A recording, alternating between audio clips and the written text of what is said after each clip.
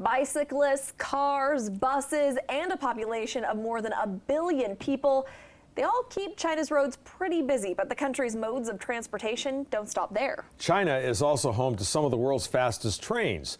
KEZI 9 News anchor Holly Menino takes a look at what's fueling China's rapid modernization of its transportation systems. Beijing is a city where new meets old, a mixture of modern ways and ancient traditions, and that even goes for their modes of transportation. This is Beijing on a normal Thursday morning.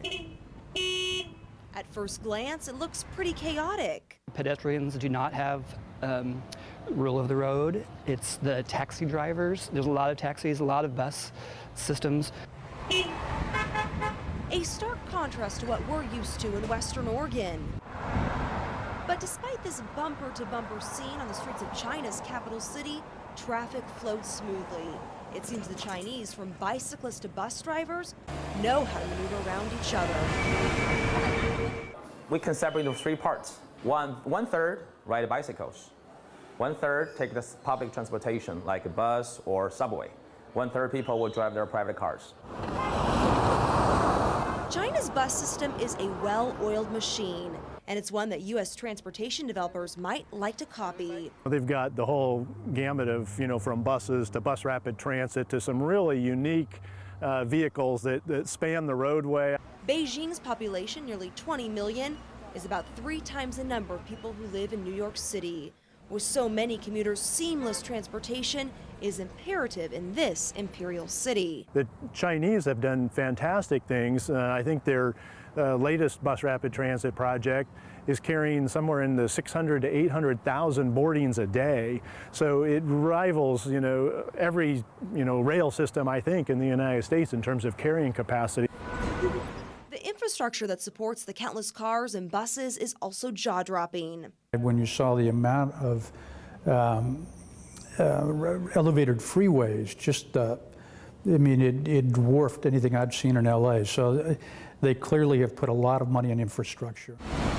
The real proof of China's commitment to transportation can be found in modern Shanghai, with miles and miles of elevated freeways. In the back, small streets to the city and freeways, their freeway structure is amazing. Much like Oregonians, when the Chinese travel long distances, their options are buses, planes, or trains. But their trains are super fast and live up to the name, the bullet train.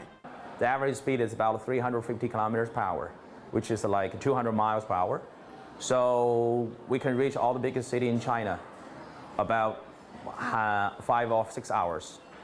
The U.S. hopes to follow in China's footsteps. Recently, President Obama announced plans to invest $2 billion to develop a national high-speed rail network.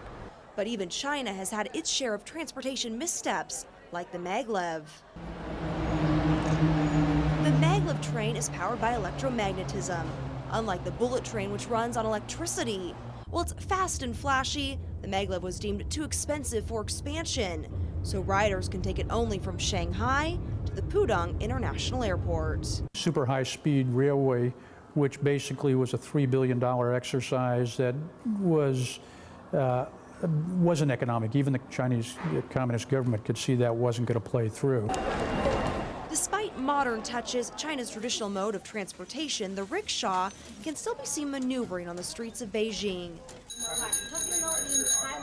There's room for antiquity in China's oldest city and reverence for the not-so-distant past.